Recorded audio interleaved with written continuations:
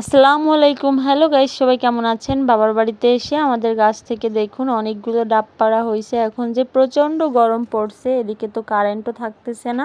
এই গরমে মানুষ তো অতিষ্ঠ হয়ে যাচ্ছে, আর এই গরমে ঠান্ডা ঠান্ডা ডাবের পানি খেলে তো অনেকটাই উপকার হবে শরীরের পক্ষে। এই জন্যই আমরা অনেকগুলো ডাব পেড়ে নিয়ে চলে এসেছি। দেখতেই পারছেন ডাবগুলো ভালো করে পরিষ্কার পানিতে ধুয়ে নিচ্ছি। আমাদের এই ডাবগুলো কিন্তু অনেকগুলোই নষ্ট হয়ে গেছে, এই যে ফেটে গেছে, ফেটে পানি বের হয়ে গেছে। এইসব ডাব তো শহরে অনেক মূল্য, এক একটা ডাব 150-200 টাকা করে কিনে খাই। আমরা যারা গ্রামে আছি, আমাদের নিজেদের গাছ থেকে আমরা পেড়ে এভাবে খেতে পারি। গ্রামে থাকার এইটাই কিন্তু অনেক বড় একটা সুবিধা।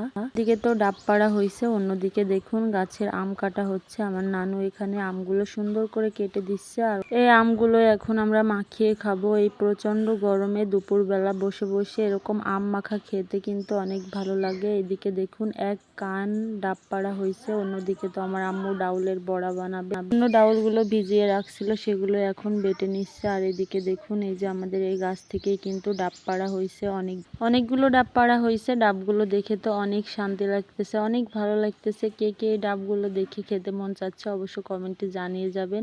আপনাদের যদি কারো খেতে মন চায় অবশ্য কিনে খাবেন, আর যাদের গাছ আছে গাছ থেকে পেড়ে খাবেন। তা না হলে আমাদের বাড়িতে চলে আসবেন আপনারা সবাই এই ফ্রেশ ফ্রেশ ডাবের পানি খেতে। ফাইনালি দেখুন ডাবটা তো কেটে ফেলছি, এখন আমি আমার মেয়েকে দিব, আমার ছেলেকে দিব, আমরা খাবো। আমরা সবাই মিলে অনেক আনন্দ করে ডাবের পানি খাচ্ছি। আর বাবার বাড়িতে এসে সবার সঙ্গে এভাবে আনন্দ করার মজাই আলাদা।